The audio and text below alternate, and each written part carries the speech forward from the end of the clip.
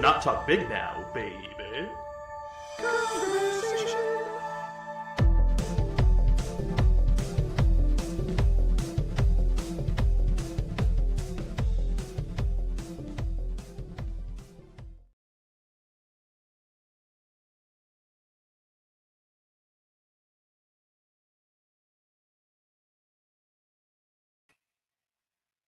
Hello, everybody, and welcome back to Kaiju Conversation Live. I'm your host, Elijah, and we're doing something a little different, so hopefully you guys can hear me. I'm not really sure. On top of that, StreamYard is going to be a little funky. I stopped paying for it because it keeps breaking. So it's kind of pointless to have a service that doesn't work with your stuff anymore. So we are going to be a little less cool than we normally are, but hopefully everything's working. Obviously, there's a couple things different, and we will talk about those. We will potentially have a guest later on in the stream, so that's going to be exciting. Before we get really into any kaiju-y topics, allow me to just have a brief moment to make sure that the audio is coming through, and then we will move on. We are. The audio is coming through. I just checked. Okay. Great. Now, this is very impromptu. The planning was like 20 minutes worth of planning. That was it. But here we are. So let's address the first things first. It's been 4 months since we've done a Kaiju Conversation live. I'm sorry. Our next guest, we've had some scheduling issues. But if this stream works out, we will be doing a stream here in the very near future. We just need to make sure that this is working.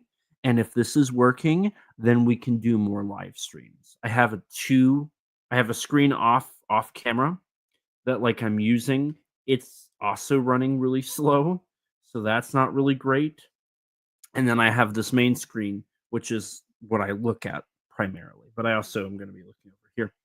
So that's why we haven't done any Kaiju Conversation lives recently. But with this working, as long as I can hear my guests, we're going to do it this way, and we're going to make it happen, Captain. It's going to be cooking good looking. And so that's the first update. The second one, obviously, where's Kaiju Conversation? We haven't uploaded. I think we uploaded this year, but it was like really late. We recorded, and it was really late. So the last episode is what's Kaiju in 2025. That's our last upload. It's late on the YouTube channel. I'll see why that happened, but it should go live tomorrow. We've been waiting for the YouTube to catch up. That way everything can go live around the same time. It's just more convenient and easier for us. On top of that, there's been some scheduling conflicts, some crazy stuff going on in both Rex and I's lives. One of which I will address because there's an obvious elephant in the room and not a fish. So Kaiju Conversation is coming back very soon. The next episode is the Convies. Now, if you don't know what the Convies are the yearly Kaiju Conversation Awards. And we are doing this live stream partially to promote that because we definitely need a couple more votes before we can actually go and do the Convies proper. So in the live chat and after on the VOD version, there will be a video or a link in the description for the Convies. We're going to be nonstop talking and promoting the Convies throughout this. We've had a crazy year with all the content we've done. So it is definitely worth checking out and it's like a 2-minute thing. 2 minutes, you vote, you're done. Really quick, really easy. I just posted it in the chat for anybody who tunes in later, and there it is on the screen that I just pulled up. So Convies is next, followed by Gamera versus Viras, and then a special request from a filmmaker, and then we're going to go from there. So those are the updates on Kaiju Conversation. Now, the obvious thing is, where's the fish? What room am I in? Where am I? What happened? Why did I grow a beard? All of those. The last time I did a podcast live stream, I did not have a beard. I have a beard and a mustache now. So that's wild. But I had to relocate my recording stuff, partially for convenience, partially for financial reasons, because I would drive there every week, 30 minutes there, 30 minutes back. That's an hour each week that could be put towards podcast prep. That's also gas, and gas is not getting cheaper. We all know that. And then just some unfortunate events have occurred that have led to me not being able to do anything crazy. I just noticed it was a little bright. So this is the current setup. This is not the final setup. There's still one major thing that we need to do, and that's get the camera actually stationed, because right now it's just sitting. And I need to get a little mini tripod, and then we'll have that done. And then it'll be proper, and it won't be as funky as it is right now. So those are the updates for Kaiju Conversation and Kaiju Conversation Live. I have been extraordinarily busy between SRS Cinema, a potential other company I'm working with, personal stuff, and just day-to-day life. So it's been a little crazy here in my world, but that doesn't stop me from doing these live streams. And with that being said, there is 7.5 minutes of me rambling on by myself, being the lonely, lonesome person I sometimes am. Why don't we change that? Let's bring in our guest for the evening, Mr. Danny Damana. Oh, hi. What's up? Oh, How's no. it going, sir? I can't hear you.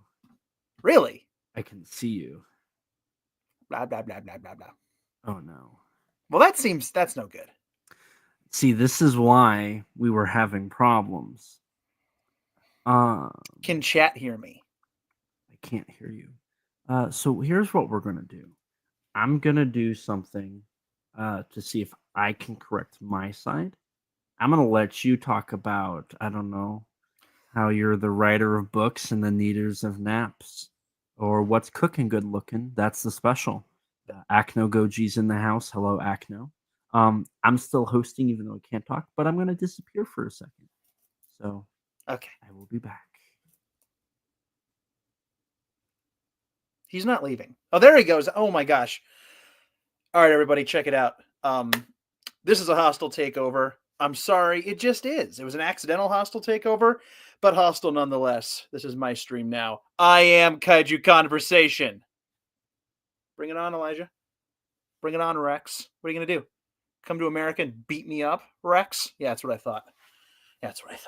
Okay, enough bad jokes. I can be heard. I got a yes in the chat, so I can definitely be heard, and I'm not just sitting here doing fool of myself. But let's see.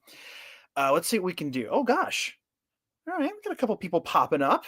Hopefully Elijah doesn't take too long. I'm going to continue to just blab for a minute. Oh, gosh, what am I going to talk about? What could I possibly talk about? You know what?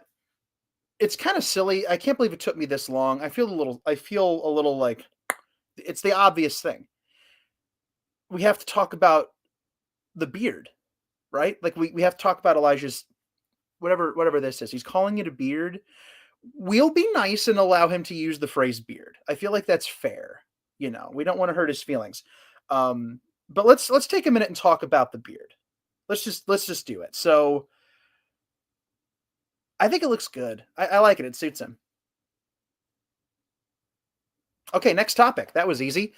Gosh, what am I going to talk about? Let's see here. I suppose I should mention the convies. The convies are going on right now. I know Elijah talked about the convies. He's going to continue to talk about the convies. But until he can come back to talk more about the convies, I'm going to have to sit here and talk about the convies in his stead. The convies are cool. I really, all joking aside, no more sarcasm. Maybe just a little bit of sarcasm. It's fine. I love the idea of a podcast doing awards like this. I think that's a great idea. And I love the questions. They're general enough that even somebody who may not have heard all of the episodes can answer. You can go in and, pick some of your favorites.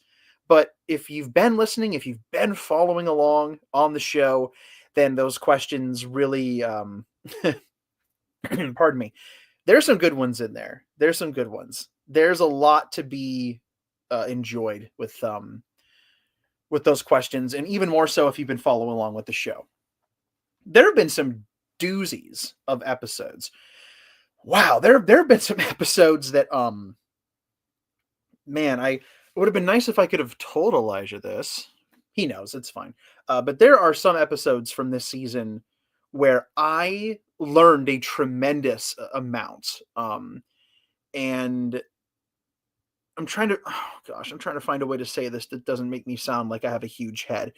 It's rare for me to find like episodes of something where it's just thing I didn't know after thing I didn't know after thing I didn't know.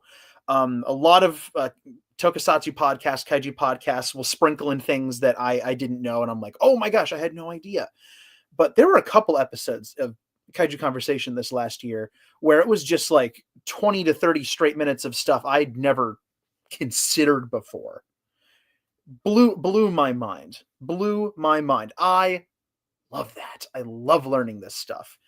I learned a lot. I learned a lot from this last season, and it allowed me to kind of take deep dives into a lot of this stuff because I love learning about this stuff on my own.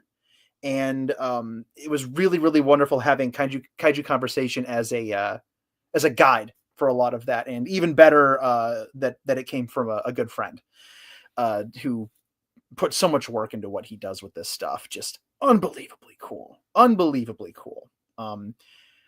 Gosh, there was so much. I think, okay, Gamera versus Gauss. I don't want to get too much into this, just in case maybe it's something I talk about once Elijah isn't dead. But that episode was just full of amazing things that I only had kind of a tertiary knowledge of. And then a couple things that just, I never knew. And I love that. I eat this stuff up like Tic Tacs. It's so good. Could I have said that any weirder, staring into the camera? Tic Tacs. Yeah, that's scary. I shouldn't have done that. And I did it a second time, too. Don't know why. Hang on a second, folks. I'm going to check and see if Mr. Tomas has perhaps messaged me for an update. He is not. We have no update. We have no message. You're stuck with my sad excuse for a face for a little bit longer. Sorry. That's just how it's going to go. Ooh, that's just how it's going to go. How am I doing so far? Am I Kaiju Conversation yet? Have I achieved Kaiju Conversationness? Kaiju Conversation dumb? Am I that cool? Have I achieved coolness yet? I don't know. I don't know if I've achieved coolness yet. We'll get there. We'll get there one of these days. Don't mind this. It's a yardstick. It's just kind of here. Whatever. I don't know. I knocked it over. I knocked a yardstick over on myself. It's fine. It's okay. It really is. It's all right. Oh, goodness. I'm going to have to call him in a second and see if he's okay. Elijah, no. If it's going to be a problem, I can always dip. Like, the most important person in the equation is Elijah here. I don't have to be here. If he can't hear me, I can, you can listen to him be cool.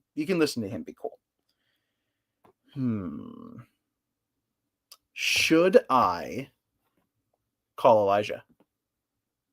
Should I do that? Is that a thing I could do? Is that a thing I should do? I don't know. I'll give it a few more minutes, see if he pops up. I haven't seen any messages come in anywhere. My phone hasn't started ringing. We're just going to keep going. I tell you what we'll do. I'll duck out of the way, and you guys can just look at the tapes. You guys can just look at the tapes. It's going to be more entertaining than me anyway. You just look at the tapes. There they are. There's some tapes. More tapes over here. Oh, yeah. More tapes over here. I mean, those are kind of the same ones you already saw. But here's some over here. What's that? Tapes? Oh, yeah. Tapes right there. So many tapes. My weird forehead? So many tapes. Oh, goodness. Tell you what. This is extended. This is definitely extended. I don't know. You know what? At this point, I'm going to have to charge. I'm going to have to charge money. I'm going to have to make him pay. I don't want to do it. He's a friend, but this is a lot to ask. I have to sit here and try to be somewhat interesting and entertaining. Oh man, I wasn't prepared for this. I wasn't prepared. I've been up since like 5:45 this morning. I can't. I don't know. I don't know what he wants from me. This is very hard for me. Let's see if we have a message. Does we? Oh, he says, let's try this one last time. All right. We might have to can the stream. No! No, Elijah, no! I'll try this one last time, he says. Let's see here. Jump back in if you can. Loser is spelled with one O, yes? I'm joking. I'm not I'm not going to do that. Let's see. You know, let's put an exclamation point at the end of that just so that we can show how excited we are to have him back. Boop. Sent. There it is. Jump back in if you can. Jump back in. Elijah, join us again. I'm running out of things to say. I'm going to have to start talking about myself here eventually, and nobody wants that. Not least of which is me. I don't want to do that. Nobody wants to hear that. Nobody wants to hear that. Because I'm going to start doing stupid voices at some point, and everyone's going to start dipping out of the stream. If you haven't dipped out of the stream already, there's only so much entertainment I can possibly provide. You know, before people start going, this guy's a little weird. He's doing voices. Why does his hair look like that? He needs new glasses. He should lose weight. You know, like the usual stuff. It'll come eventually. It'll come eventually. I mean, everybody's, you know, got some. I don't think Acno Goji would do that, though. Acno Goji's cool. Acno Goji's awesome. I don't think that's going to happen. Oh, my. All right. Nothing has changed yet. There has been no sign of the wild Elijah re-entering his habitat. No sign whatsoever. Huh. This is very, very strange. Why is it being dumb? All right. I said jump back in when you can. He has not jumped back in. So you're just stuck. You're stuck with me and my VHS tapes. That's it. That's all I got. Oh my. Wow. You know what's going to happen is by the time he gets back in here, I'll have already cycled through all of my stupid voices. I'll have performed a live rendition of the Kaiju Conversation podcast theme song. There won't even just be no viewers. It'll be in the negative. Like, we'll have people defecting so fast. People will be unsubscribing from iTunes, you know, blocking it off of all of the streaming services that they use. Oh, it's going to be a problem. And it's going to be my fault. Because I'm just not Elijah, you guys. I'm just not. I don't have the do. I don't have the beard. I have a beard, but I'm not up to his level of beardness. I'm just not. Oh man, I don't have the fish, guys. But I mean, he doesn't have the fish either.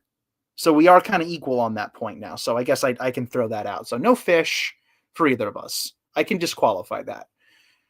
I don't have a fancy, well, I have a mic. It's not a fancy mic. I don't have a fancy camera. That's a big one. He's got me beat on the camera front. So I can't compete with anything. The only advantage I have here is that neither of us have fish anymore. I kind of miss the fish. I think the fish, I don't know. I understand why the fish isn't there. But I don't know. We'll have to replace it with something else. I'm going to have to, like, you know what? Next time I'm out and about, if I find a dead animal, I'm going to have to send it to him. I just think that's it. Can you hear me? I can. No way. I can. Yeah. It's actually okay. All right.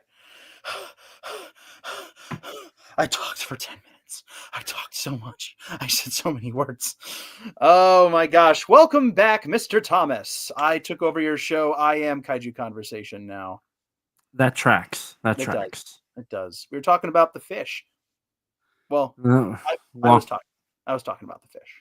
Long live the fish. Long live the fish. I was telling the nice people at home that the next time I spot a dead animal, I'm going to glue it to a plaque and mail it to you so you can put it on your wall so that you can have something dead on your wall while you stream, because it's a tradition.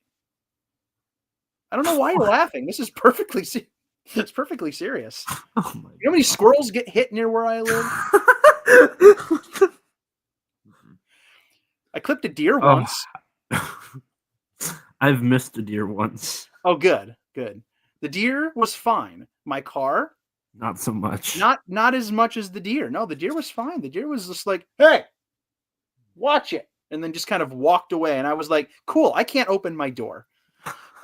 It literally caved in my front bumper and like scraped its butt down the side of my car and caved my door into the point that I couldn't open it. It was great. I loved all of it. And that deer is laughing all the way into the forest. Was this an old car? This is my current car. This is my red Ford Focus, my 2012 Focus. So yes, it's an old car, but I still have it. Did you fix it? It got better. It got better. I brought it somewhere and they were like, "Oh, we have 14-year-old car parts just laying around, bro. It's cool." And they fixed it up for me. That's wild, actually. It was wild. I thought that was going to be the end. It was bumper damage and left driver's side door, and that's it. It didn't hurt anything else. It just caved it in. Just caved it in, Just made it so it wouldn't be a door. It wouldn't open. The one thing a door is supposed to do. It was door shaped at that point. If I had detached it, it would have made a great paperweight for a really big desk.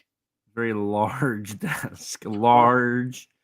Very large desk. Okay. Elijah and I don't ever talk. No. So we don't have any running jokes. We have no banter, like ability to like this is all very unusual for us. So it's if you can't tell. Well, welcome to your own stream. Yes, thank you very much. I appreciate it. Mm-hmm. I love the fact that even though I went out of my way to take extra steps to not break StreamYard still broke. That's fine. But we got it fixed, though. We got it fixed. Well, you got it fixed. I sat here and talked like a ding dong for 10 minutes, but it's fine. Now, speaking of which, so this won't be an extraordinarily long I'll be down stream. For a second. So we'll probably be going for about another. I know I just got into my own stream and I'm saying here in about 45-50 minutes I've got to go. Yes. But I figured, it's been a while. There's some news we could talk about. Mm-hmm. So a couple things on the docket. We can talk about these topics however, whenever. The first one, something that recently came out, Godzilla versus Biollante. Which, okay, actually, we're starting about this first. So, is it Biollante or is it Biollante? Because I've always called it Biollante. But I keep hearing people saying if you call it Biollante, you're a dummy. They say a more aggressive word than dummy, but yeah, I was gonna say slightly more bleeped out than that. Yeah. Well, there are two schools of thought on this, as there always tends to be when it comes to these things, right? So if you're a Japanese purist, it is Biollante because it is pronounced Biorante in Japanese.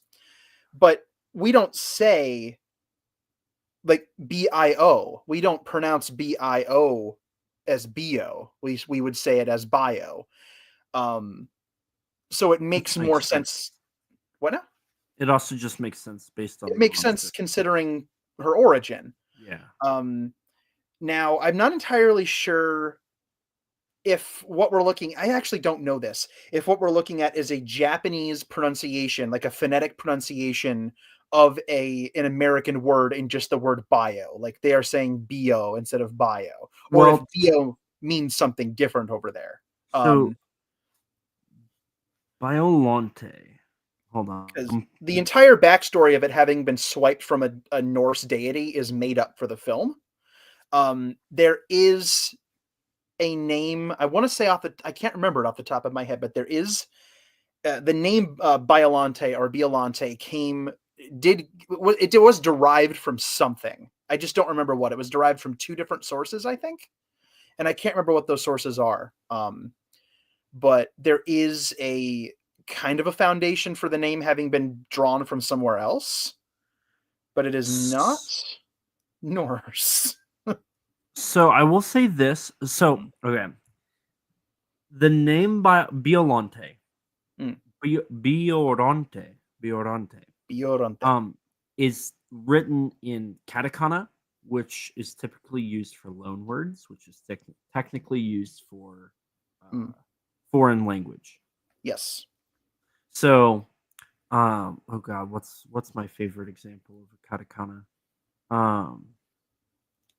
Pizza is pizza. Yeah. Which tracks because if you were to phonetically spell out Biolante or Biolante in the traditional Japanese sense, like using those phonetics, it wouldn't be spelled Biollalante. It would be spelled Beollantei,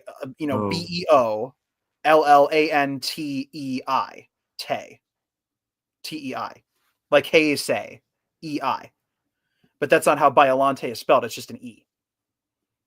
Yeah, because the way in the katakana characters, it is P, but because it's got the two lines particles, it's got the two lines of the particles. It's pronounced as B. So B and then O, Biorante. I think it's Biorante because in the Japanese language there is no la. There's no L. L's gone. Yeah. L doesn't exist. Take the L, Japan. Just take it. No.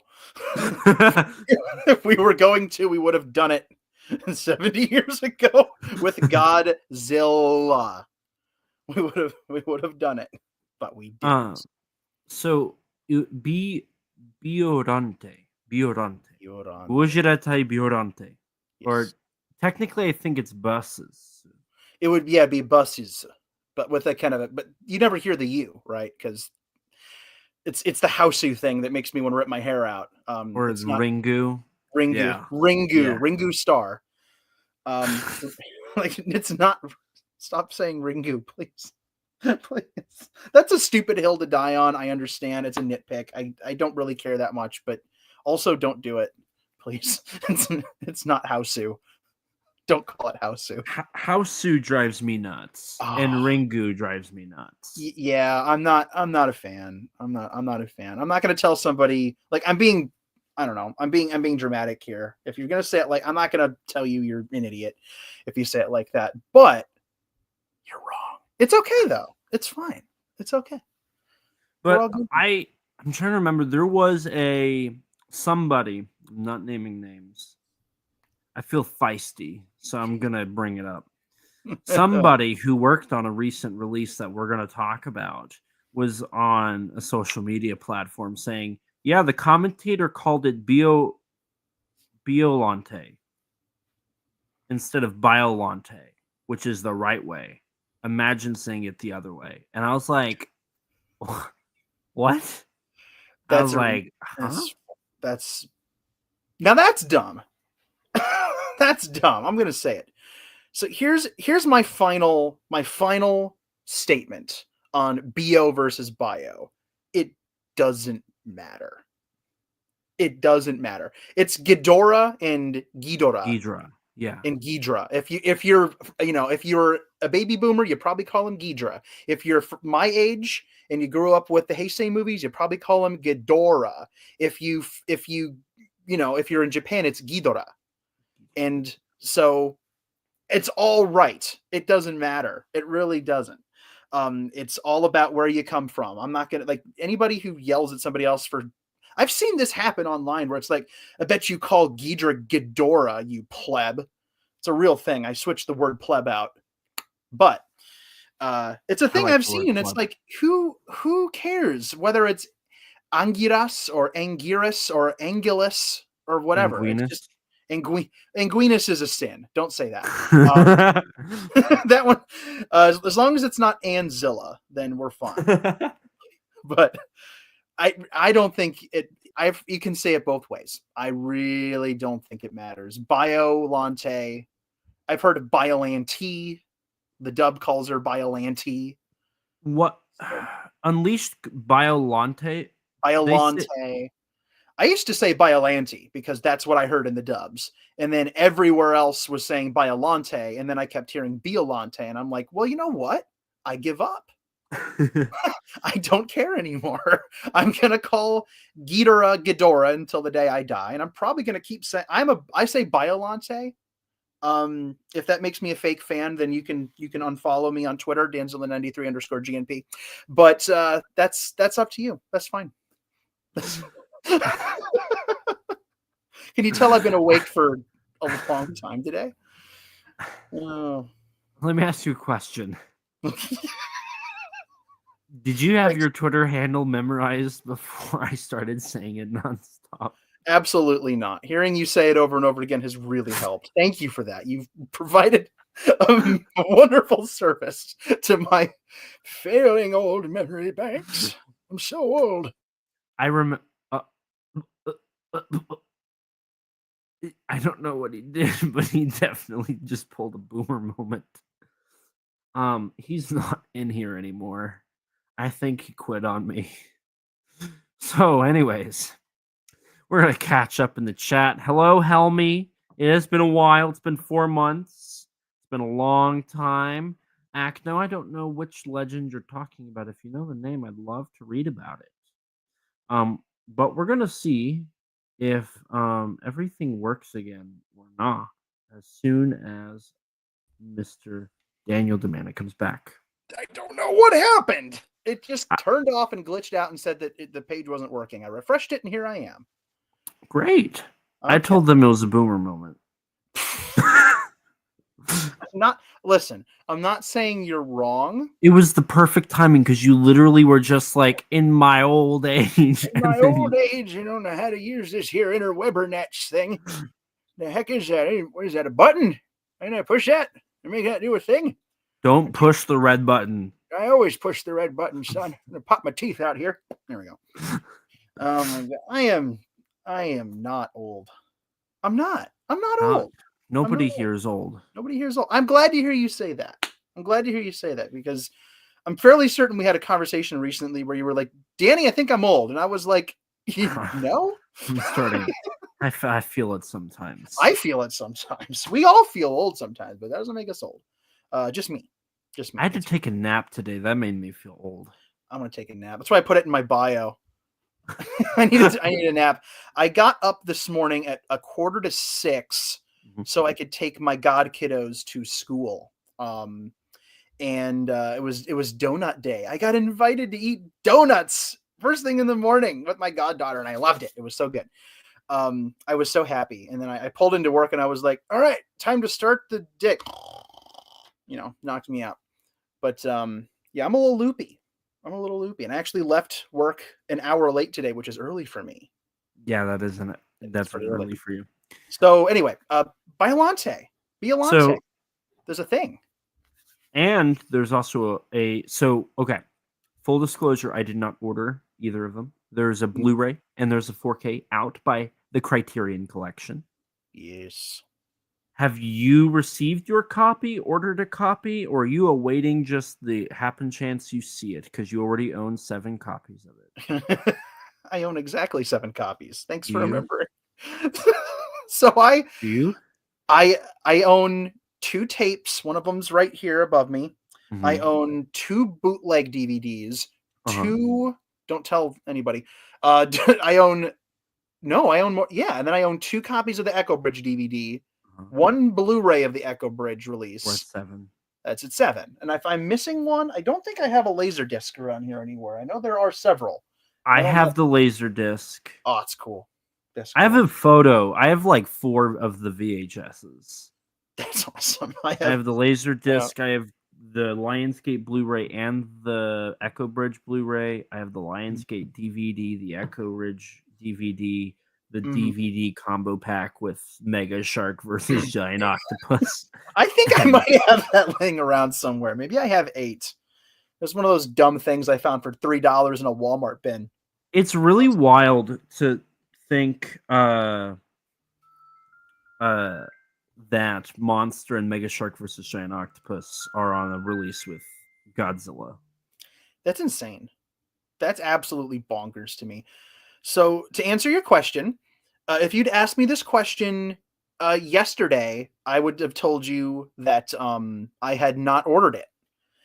Didn't have a copy. Hadn't ordered it. Had no intention of getting it at the moment because it is the 4K. So I don't have a 4K setup, but I was planning to get the 4K release because it came with the Blu-ray, and it was just I'd have them both. If I ever find the actual Blu-ray for cheap, I might just get it to say I have it. But I was going to get the 4K, but A, I don't have the setup for it.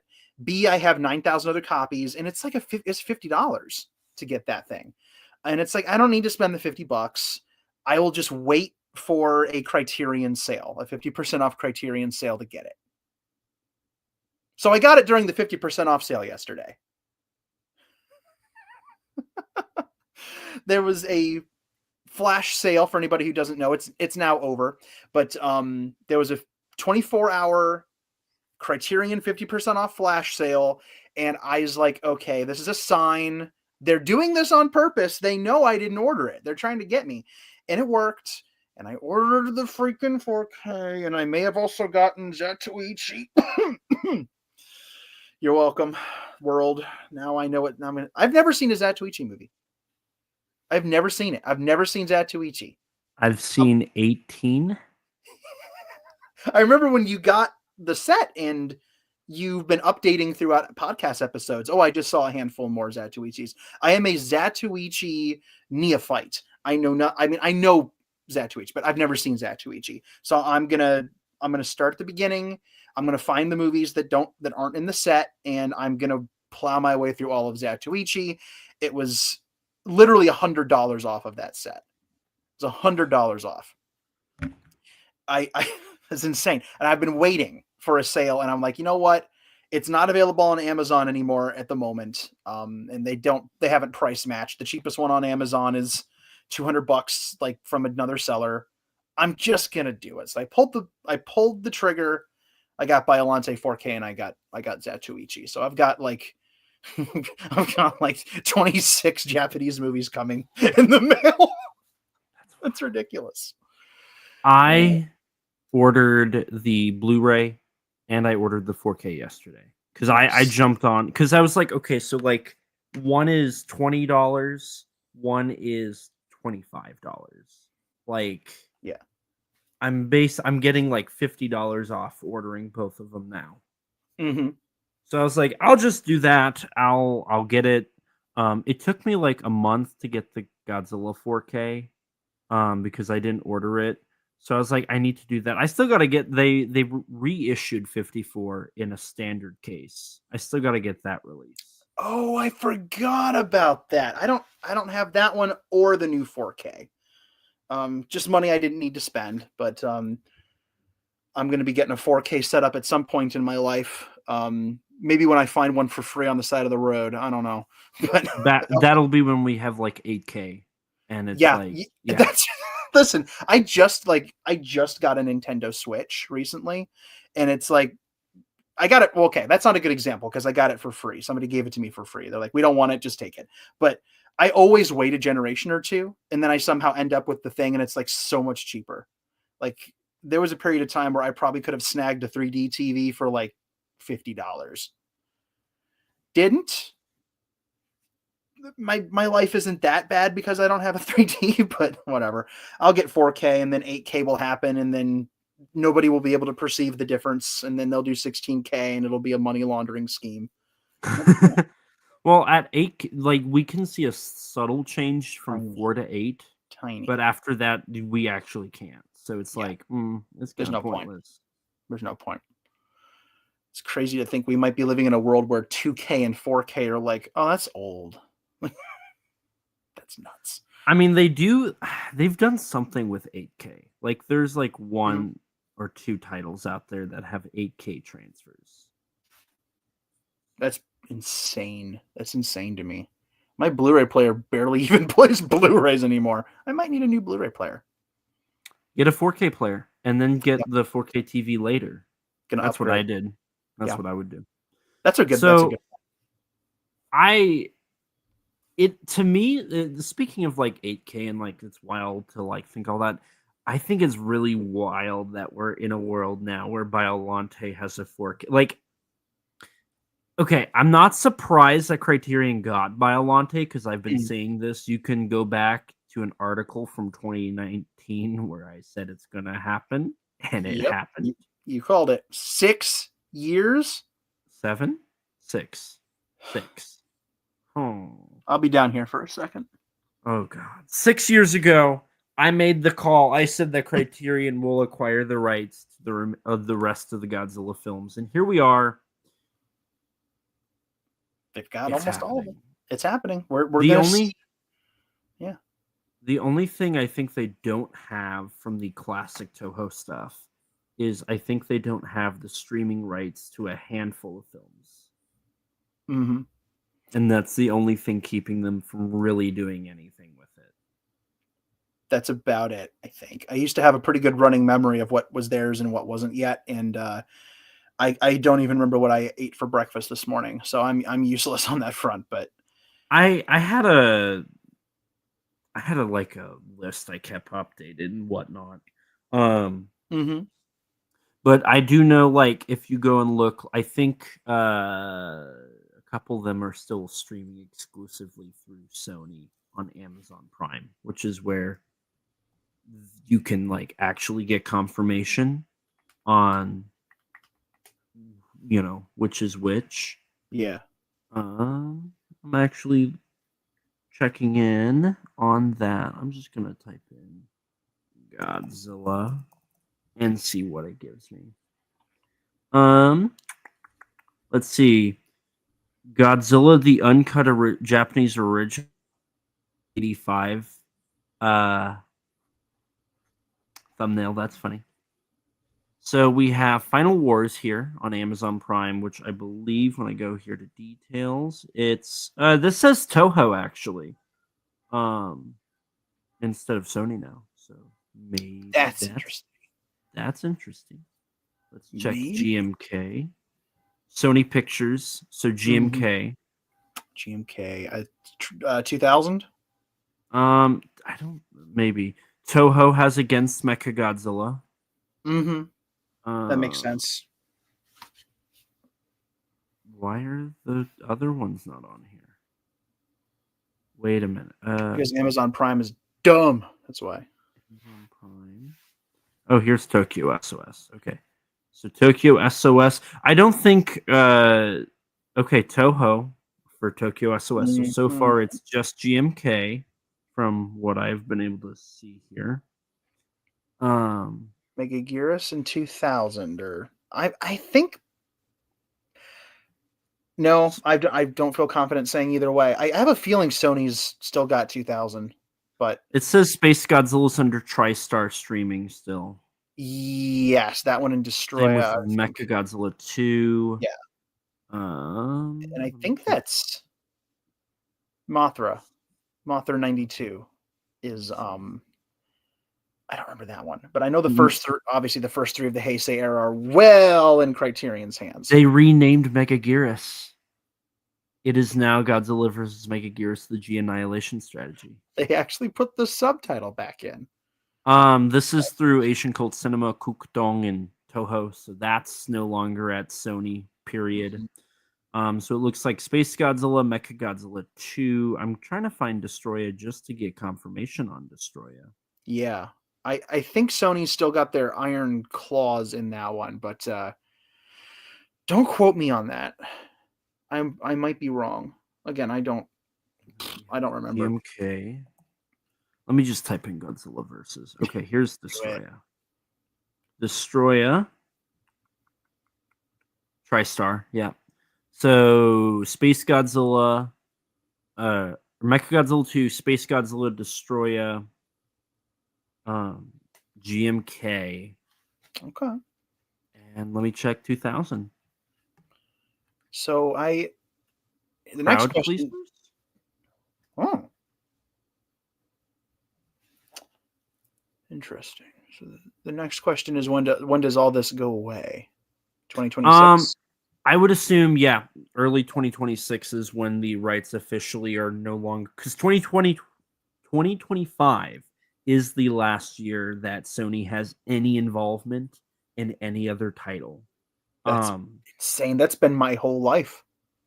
Like, I mean, a little bit not, but like pretty much the entirety of my life when they negotiated 91 up through 2004.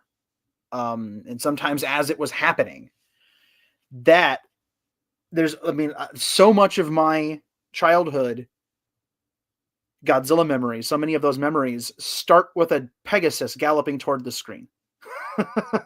It's wild to think that won't be the case anymore. We'll actually see the original Japanese stuff. There won't be anything weird superimposed over the titles.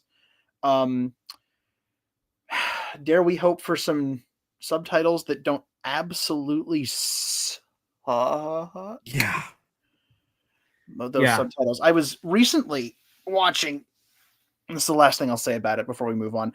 I was recently watching, I don't know if I told you this, a couple weeks ago I had a movie night with my aforementioned God Kiddos, and we pulled an all-nighter and we stayed up and watched movies, and we knocked out 3 Godzilla films in one night.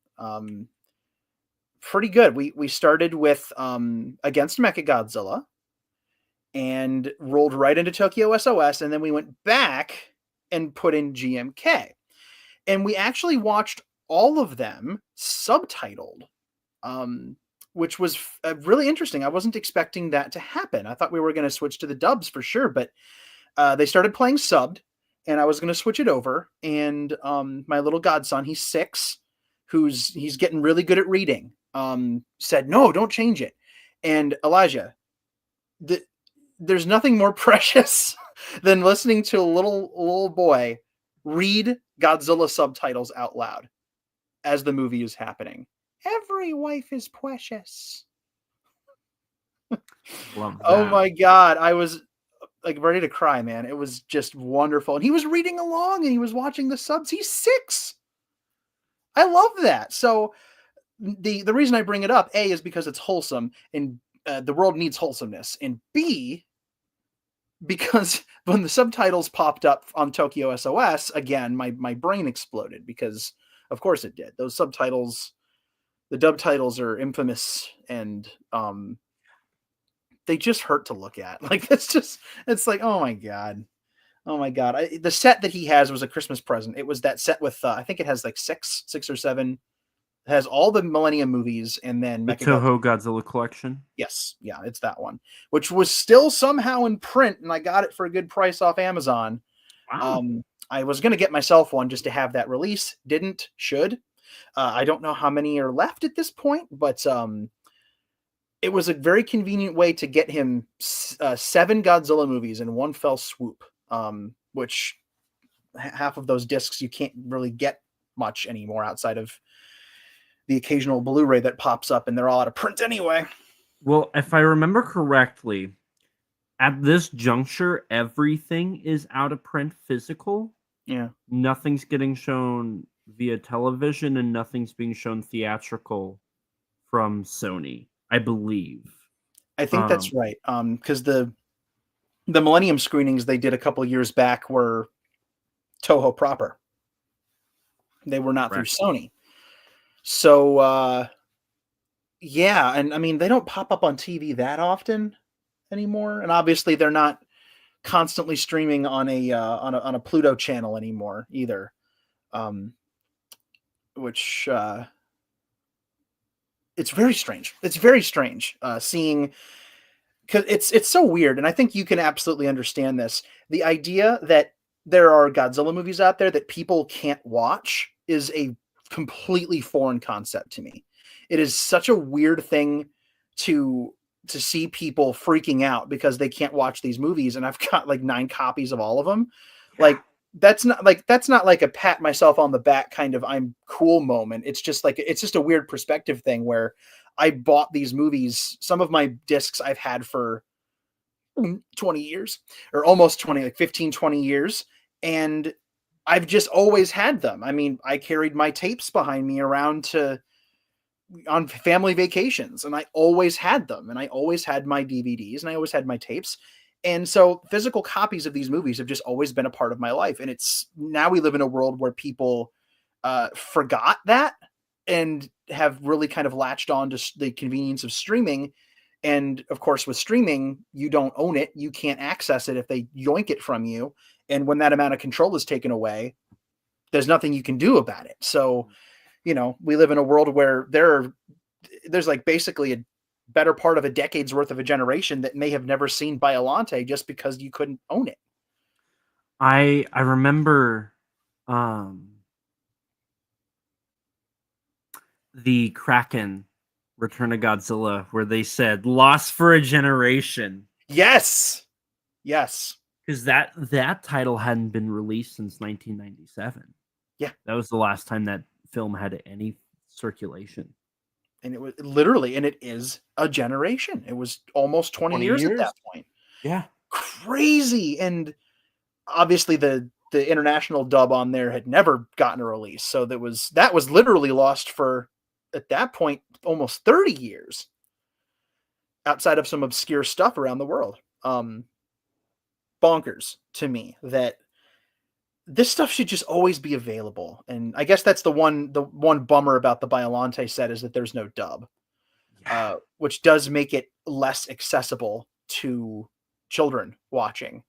I've seen a lot of discourse about it online. A lot of people saying that they should just, like, literally, I stumbled across a guy who said that you should just wait to show your children Godzilla movies until they can read, because it's not worth showing them dubs, which is one of the cruelest things I think I've heard in a long time. Well, I mean, okay, you tell that to all the children out there who wouldn't have discovered this stuff without it being in their native language. Or like being shown on TV. Like, it's now I think it's becoming a little less weird, but like TV, like to be shown on TV, it had to be dubbed. Like, you couldn't do subtitles. I'm surprised they do subtitles now, to be honest. I agree. It's cool they're doing it, but we're losing something with those dubs going away. We're losing something, and Biollante's dub is actually pretty rock solid. It's one of the stronger Omni dubs, I would say. It's still got Omni dubitis. It does, but it's more polished than a lot of the other ones, I think. And I know that, I mean, even Echo Bridge had to scrounge to find their dub. They pulled theirs from a Laserdisc. Yes, they did. Yes, they did. Now, here's the thing. Yeah. This is okay. This is me being me. Bring it Actually, hold on. I bumped the camera. How dare you? Give me 2 minutes. Do a countdown. Like, find a timer and time me for 2 minutes. All right, here it goes. I'm doing it. I'm doing it right here, right now. Where's my time thingy? We're doing it live, folks. Where's my time? We're doing it live. We're doing it live. Timer, approximately 120 seconds, and go. Okay. Be right back. Oh, I thought he was going to time himself on like a rant or something. I got excited. I have to sit here and vamp for another 2 minutes? Man, that's a bummer. Okay, well, I'll just put this down, I guess. All right. 1 minute, 40 seconds, Thomas. Anyway, so what can I talk about for 2 minutes? Oh, goodness. Laser discs. I need to get a laser disc at Biollante.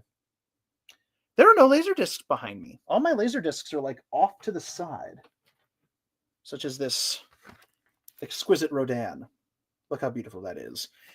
There's hair on the bottom of this. That's nasty. How did that... What? That's weird. That's weird. How did a hair get stuck on that? There are no animals in this house. Where's the hair coming from? 1 minute and 10 seconds. All right. Is he peeing? That's my question. Is this a bathroom break? And he just didn't want to say it. Is this a bathroom break? Oh, no, he's back. All right. You've got 50 seconds left. Oh, there it is. There it is. So Stop. here's the thing: if the problem was Criterion needed a source and they didn't have access, I moved the camera. That's why I can't. I don't have. There we go. It Criterion. takes me 2 minutes. They send me a box to ship it in. They pay me. It's done. I'll take $50. Just give me $50, and it would have been on there. $50 in Criterion store credit.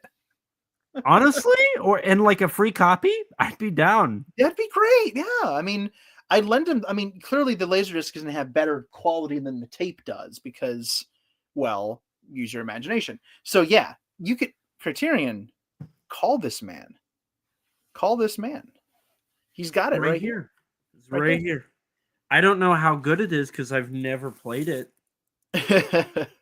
But it's there. It's extended play, so that means it should be pretty good. It should sound pretty neat. I've never...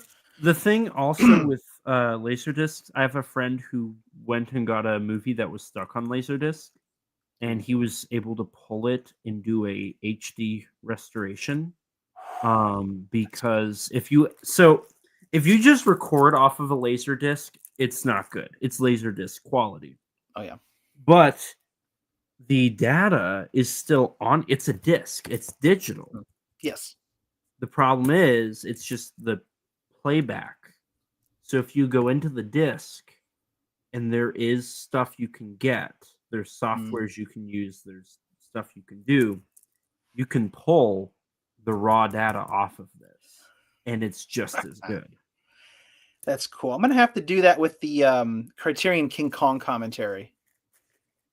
That's on my list. I don't have a Laserdisc player. I'm just really shocked that Criterion has not gotten King Kong for that sole fact that like they 100% do have bragging rights to be like first audio commentary. Suck it. Yeah. There it is. It's a piece of history. I know that they've released snippets of it here and there, but I don't. Is the whole thing online somewhere? I don't think so. I don't think it is. I don't think it is. Like that needs to be released as like a service to mankind. Like put it somewhere. It's on archive.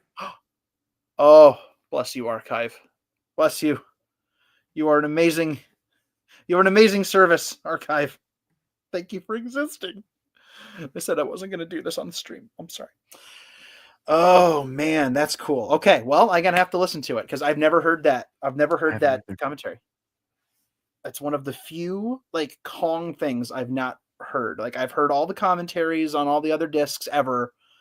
I've read 1,000 books on Kong. I've got crazy Kong stuff. I've got a replica of the skull over there. Like I got all kinds of Kong stuff, but I've never heard that commentary. Oh, I want to hear that. Okay, I'm gonna learn some new stuff. Oh yeah. Oh yeah, thank you for that. I'm curious how they started. Hello and welcome to this audio commentary. They probably didn't know what to call it. Yeah, do they even call it that? Like, I don't know what verbiage they use. I mean, it might even be different than what's promoted on the box. I mean, I think the box says like feature length. I don't know what the box says. Maybe it does say feature length audio commentary on it. If only there was a device we could use to get the answers that we're looking for, like some kind of small typey sort of screen thing that has all the information on the planet on it. Now I'm curious. Oh, okay. You know what? Hang on. Two can play that. I'm pulling it up right now. Okay. I'm doing something stupid. You can get the Laserdisc for $30. Oh my God, you're doing the same thing I'm doing. I'm getting on eBay. That's great. A running commentary on the film. That's what they called commentary. It. A running commentary. Okay. Laserdisc, spelled with a C, not a K.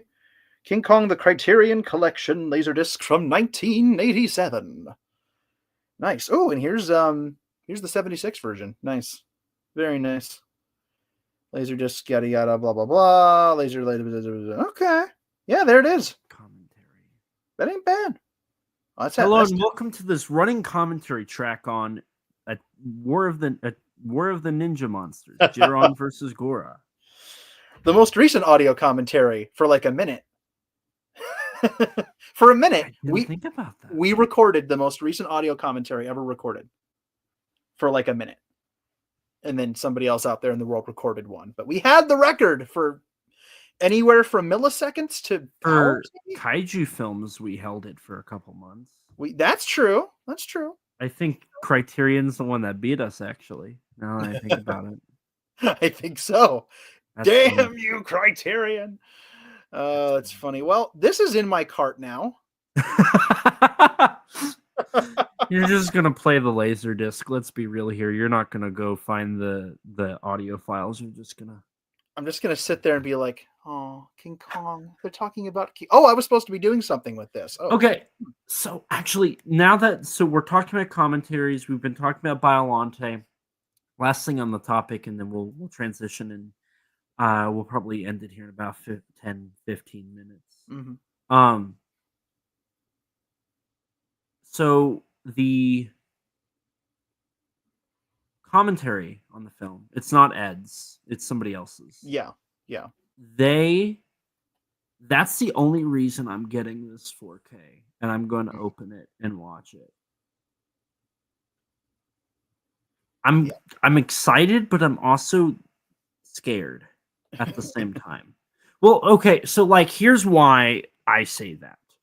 Everybody and their mother's like, this isn't somebody in the fandom. This person's wasn't there. Ed G did it better. I have no doubt that Ed G's commentary is 100 times more informative because he was there in Japan for it. Yes, he was. Yeah. Like that's about as close as you get to filmmaker audio commentary. Yeah.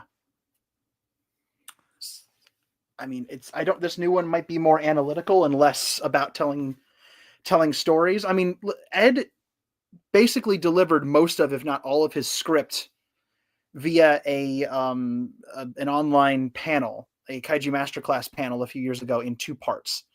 So it's out there. It's not synced up or anything, and you couldn't because it was long. It wasn't delivered to sync up with the film, so the pacing is off. But the information is out there, so in theory, one could take at least the basic gist of, if not the actual script, or at least parts of it, from what Ed did, and compare it. You could compare it. Out of curiosity, what was Ed's commentary mostly like? I was in Japan for this, and this is like how this happened. I was here for the shoot, and this is how it went down. How did that go? It was a mixture, as I recall. It was definitely a lot of production information, as you would imagine. And I want to say it was interlaced with personal recollections of the experience that could have only come from Ed. And I don't recall all of what was said. It's been, I watched those things happen live a handful of years ago when Kaiju Masterclass was an annual thing twice. A thing that should come back, by the way. I would love to see it come back. And it was, I'm going to have to go back and listen to it now, but I want to say it was a mixture. It was a mixture. The version that he did, I want to say mostly focused on production stuff, but I'm sure it was interlaced with stories, or at least some kind of anecdotal something. See, from what I've heard, and I'm not going to judge her until I listen to the commentary.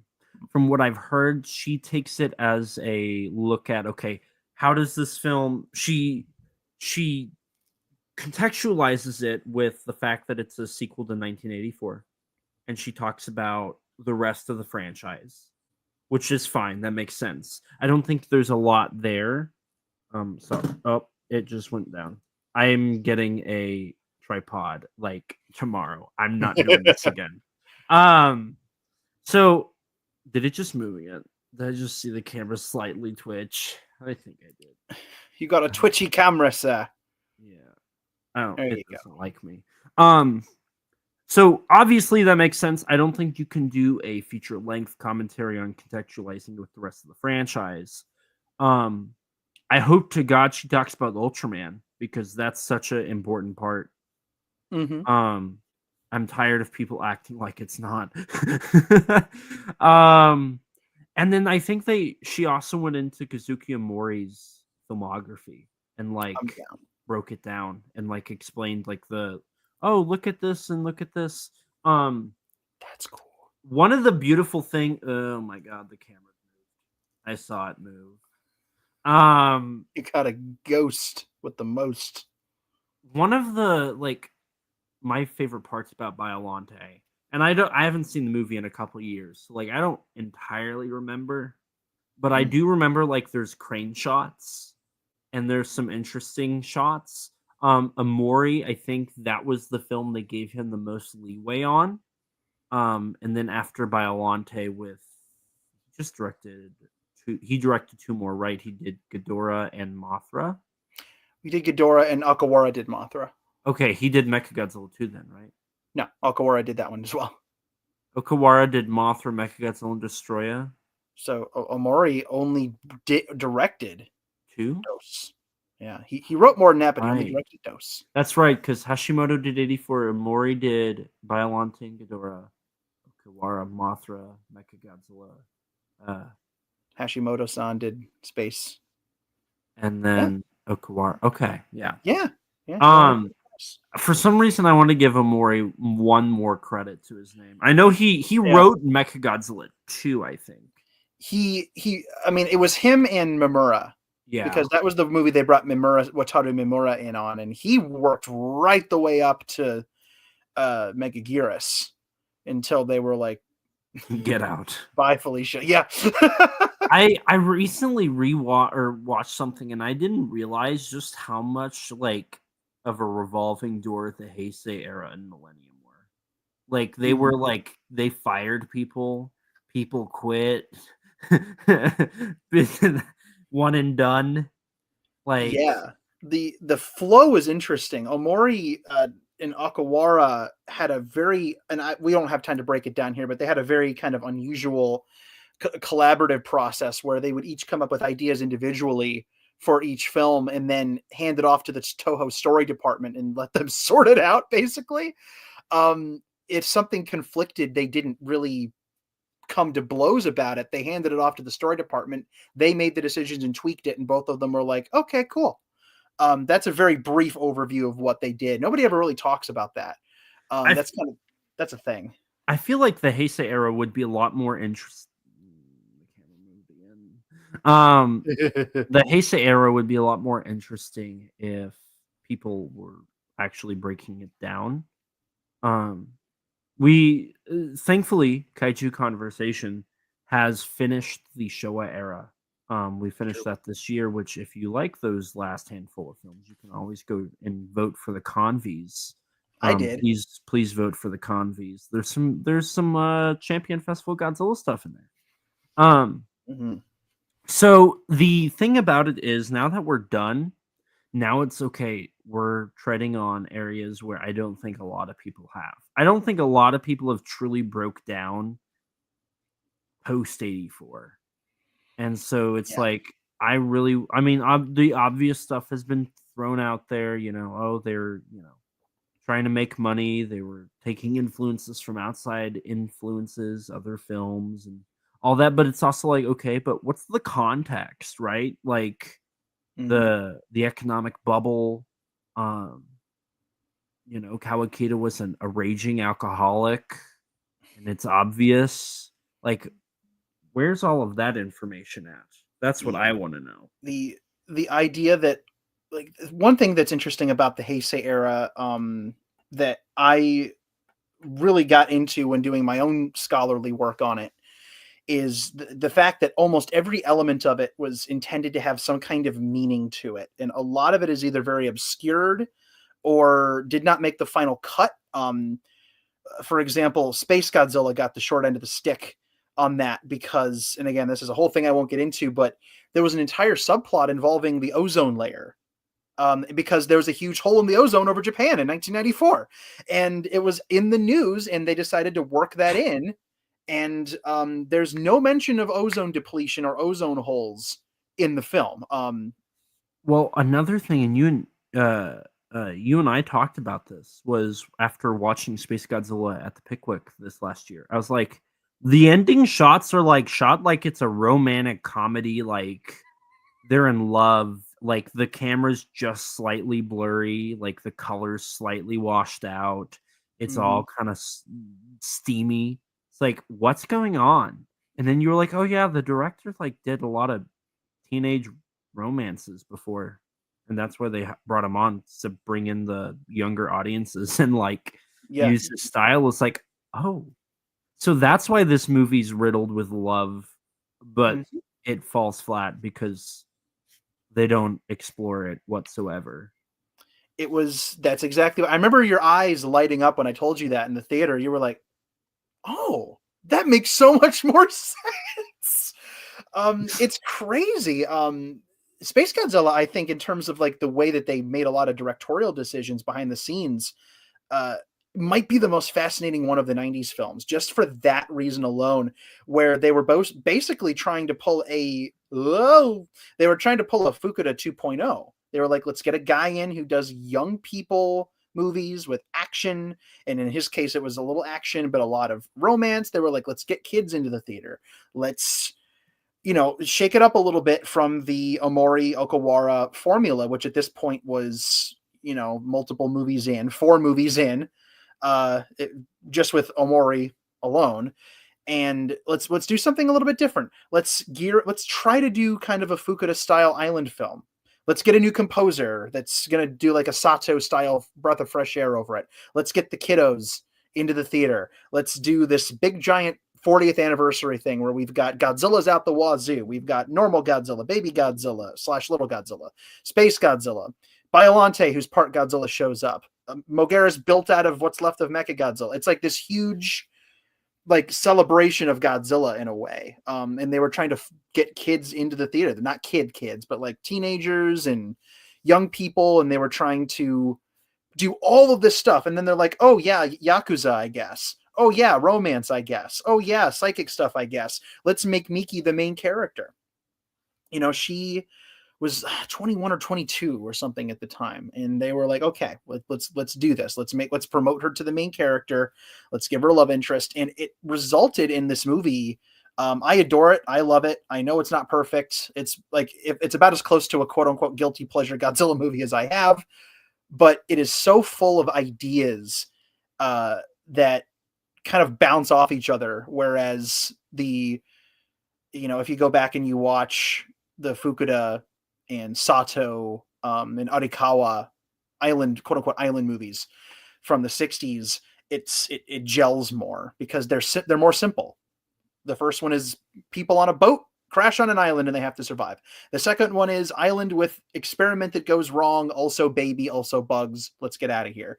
And then Space Godzilla's got psychic stuff and alien invasions, and the Yakuza show up at one point, and it's got a love story, and it's got a lot of ties back to Biollante and previous Heisei adventures, and it's got the child endangerment. It's got all this stuff.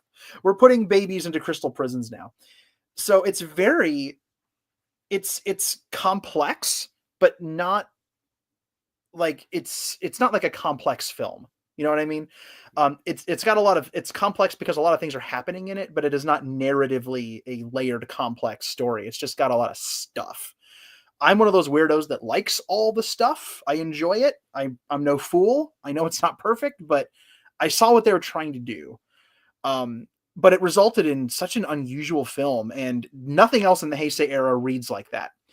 The closest that it comes is like it's got a lot of Biollante in its DNA, but Hashimoto doesn't direct with Omori's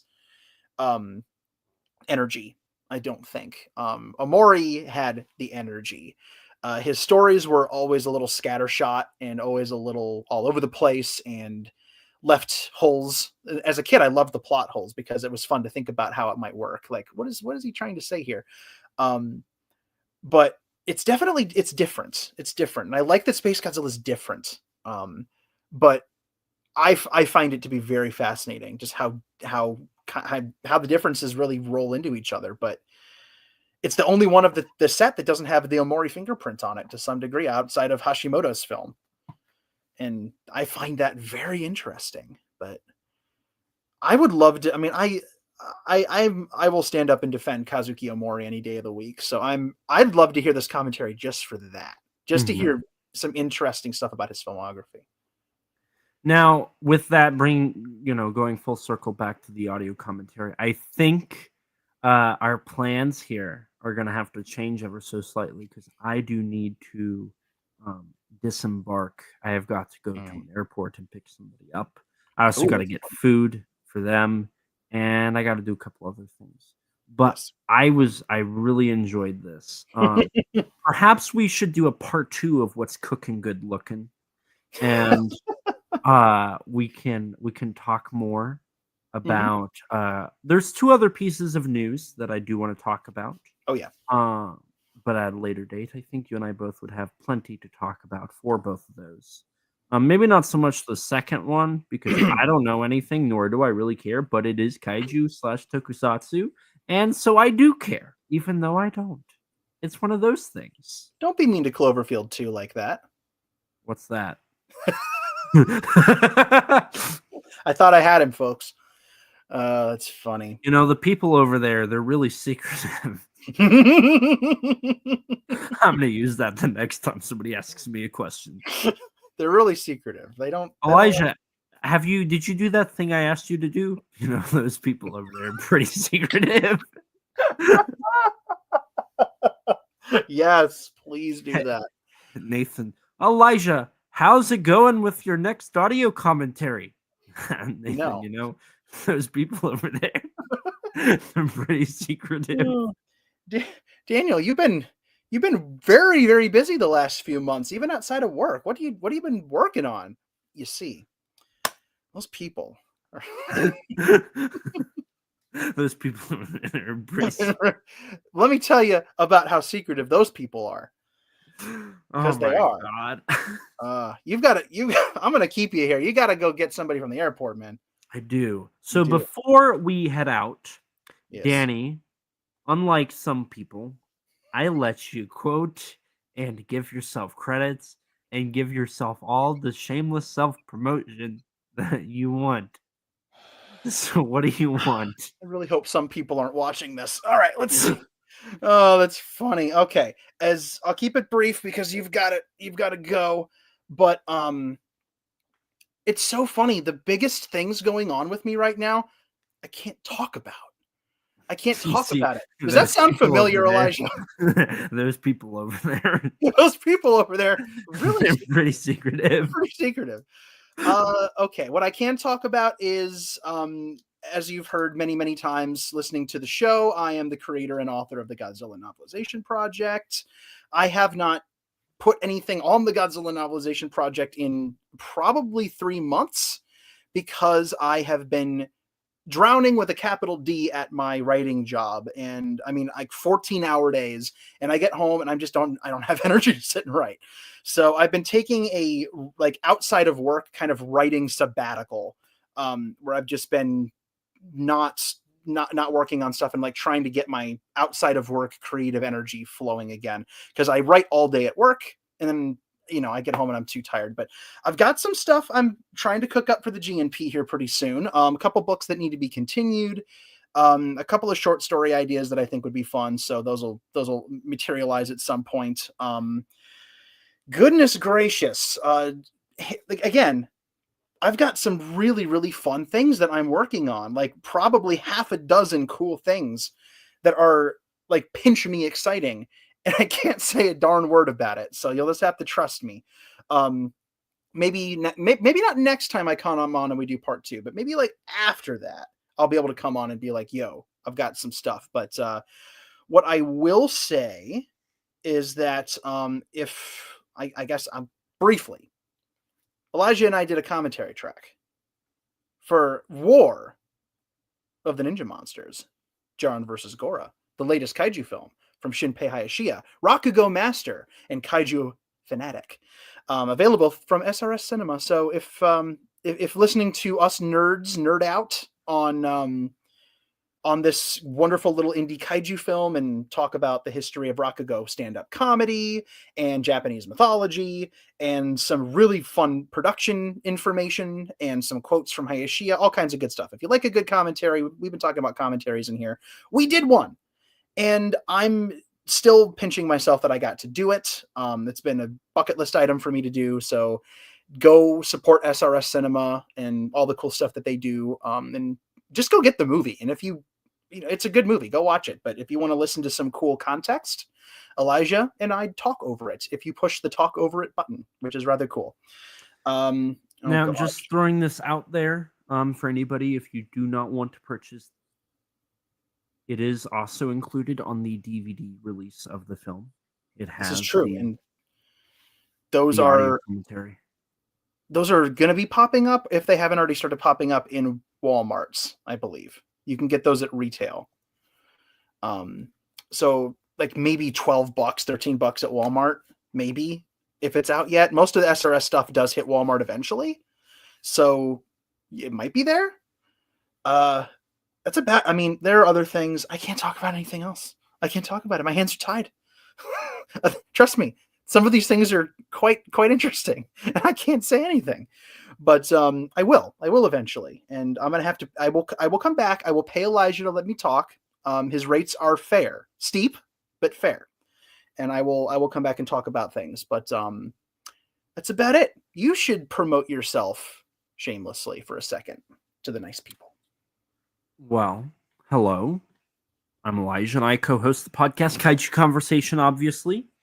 I am also a writer. I've written for GODZILLAMovies.com, Kaiju Ramen Magazine. Currently, I write for Kaiju United. My writing has also been featured in the book Giant Bug Cinema, a Monster Kid's Guide from Bear Manor Media, where I wrote about Ghidra, the three-headed monster. See what I did there? Oh, I saw it. That was slick, man. Mm-hmm. That's slick. That's good. Outside of writing and podcasting, I also served as a consultant on the Titanic Creations licensed Yongori articulated figure. They actually just announced 2 days ago the X Plus statue version, which will retail at $199, I believe, or it was $119. I don't remember. It's one of the two. I think it's $199. I think so. $1.99, kind of a steal. More info will come out soon. I think it's supposed to be 23 centimeters or something. So that's exciting. You can sign up for email updates at titanicreations.com to stay up to date with all the upcoming stuff there. I also produce bonus features for SRS Cinema, like I said, and like we talked about. I worked on Yuzo, The Biggest Battle in Tokyo, both the DVD and Blu-ray. Liverleaf, again, Blu-ray and DVD. War of the Ninja Monsters, Jiron vs. Gora. Hoshi 35, which has Megumi Odaka in it. And I'm working on Outer Man. This list is getting very long, and I just realized that. And there's more. I am so proud and of there's you. more. I really am. I can't talk too much. I can talk a little bit. Coming up, we are working on Wake Up the Death Treasure. We're working on Time Bandits. There's 3 of those. I don't remember the subtitles for all 3 of them. They're wacky and wild. Dene's Chaos is another one I'm working on. And I think there's one more that's announced. Off the top of my head, I don't remember. That might be it. I swear there's one more rattling around in there. But I might be getting it confused because some of those are series. Yeah. So I don't know. And there's more. I can't talk about it. You see those people over there. They're pretty secretive. They're just very secretive, you know? Like they just are, and there's really not much you can do about it. I think we found a new joke. We'll stick that in the file, the thick file, next to all of our Alf references and the word Jover. Good Lord. Oh man. SRS, man. SRS, you're killing it with the SRS stuff. It has been so fun to watch all of those announcements come out, and they've all got Elijah Thomas on it. How cool. I'm also a filmmaker and YouTuber. You can check out my stuff on my YouTube channel, ET13 Productions. You can also follow me on X and Instagram at ET13_Productions. Outside of that, for the podcast, don't forget to rate us on iTunes. That boosts our ratings and helps us get recommended to more people just like you. If you don't have an Apple device, which I don't blame you, that's a lie. I'm using a MacBook right now. But you can rate us on Spotify. That's a thing you can do. To stay up to date with all things Kaiju Conversation related, head over to Twitter and follow us on Twitter at KAIJU_CONVERS. If you don't have Twitter, you can follow us on Instagram or like us on Facebook. If you're like me before podcasting and you don't have any social media, lucky you. You can email us at kaijuconversation@gmail.com, all lowercase, all one word, you know the drill. As always, we'll read your reviews on air for everyone to hear. We also have a Teespring store. Eventually, we'll have original artwork on there, but until then, you can sport our awesome logo on a t-shirt or maybe even a coffee mug. If you'd like to chat with us, check out our Discord server full of others that have similar interests to you. It's a great community full of great people. Since you are watching this YouTube video, don't forget to subscribe to our YouTube channel and hit the bell so you can be notified anytime we upload a video. Sometimes we post exclusives to the channel, like bloopers for episodes or minisodes talking about news or other subjects. A huge thanks to Rex for editing all of the episodes we do and all the other content. His links can be found in the description. Along with Rex, we'd like to give a huge thanks and shout out to Danny DeManna of the Godzilla Novelization Project for his amazing vocals on our theme song. You can support him by following him on Twitter at danzilla93_GNP or visit his website, GodzillaNovelizationProject.com. And a huge thanks to Gratton Conwell from the podcast Giant Monster BS for composing the music for our theme song. You can support him by following the podcast on Twitter at Giant Monster BS or on any podcast platform under the name Giant Monster BS. And with that, we're going to wrap things up here. So thank you guys so much for listening. And as always, please remember, life's too short to not talk big. Bye, guys.